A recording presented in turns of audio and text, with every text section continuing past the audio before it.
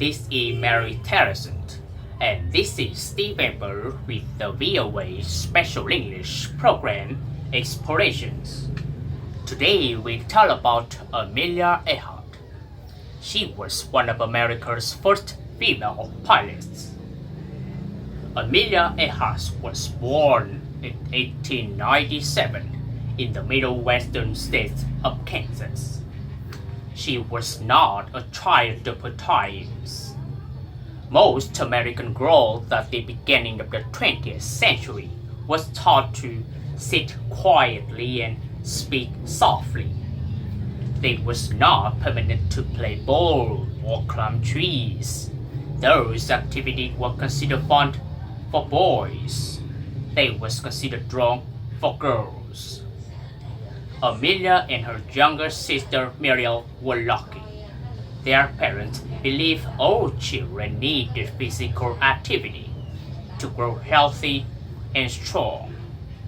So Amelia and Muriel were very active girls. They rode horses.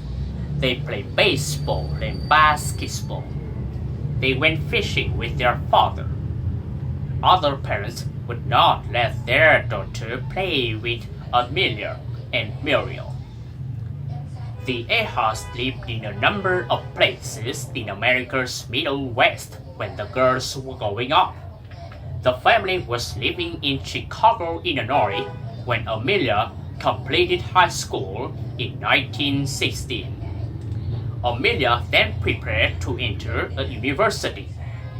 During a holiday, she visited her sister in Toronto, Canada.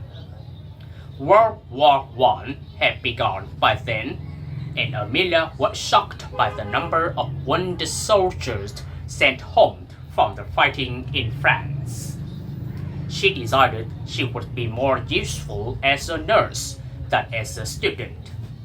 So she joined the Red Cross. Amelia Earhart first became interested in flying while living in Toronto. She talked with many pilots who were treated at the soldiers' hospital. She also spent time watching planes at a nearby military airfield. Flying seemed exciting, but the machinery, the plane itself, was exciting too. After World War I ended, Amelia spent a year recovering from a disease, pneumonia. She read poetry and went on long walks. She learned to play the banjo, and she went to school to learn about engines. When she was healthy again, she entered Columbia University in New York City. She studied medicine. After a year, she went to California to visit her parents. During that trip, she took her first ride in an airplane.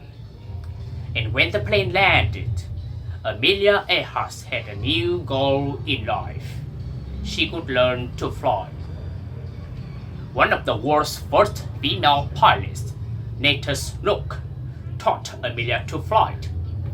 It did not take long for Amelia to make her first flight by herself.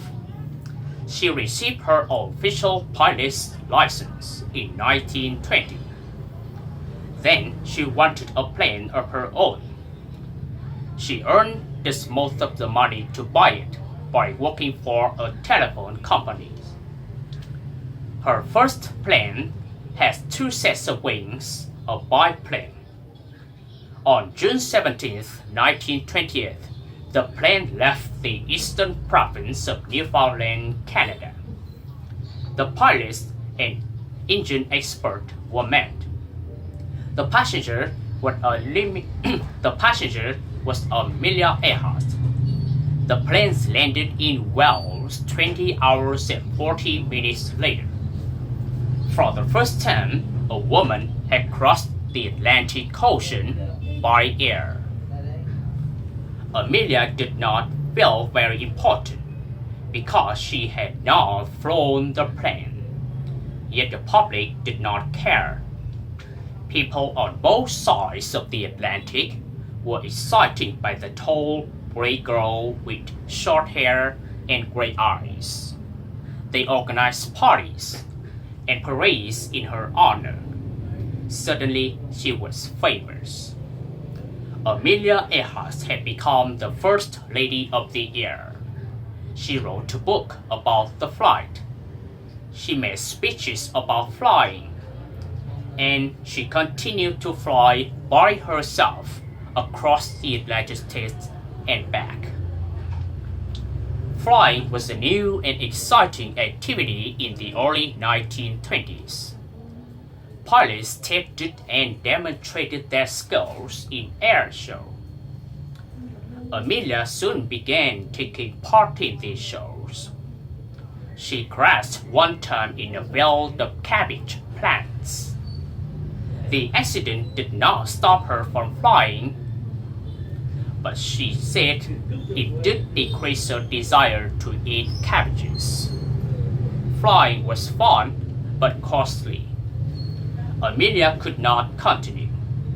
She sold her biplane, bought a car, and left California. She moved across the country to the city of Boston, Massachusetts. She taught English to immigrants and then became a social worker.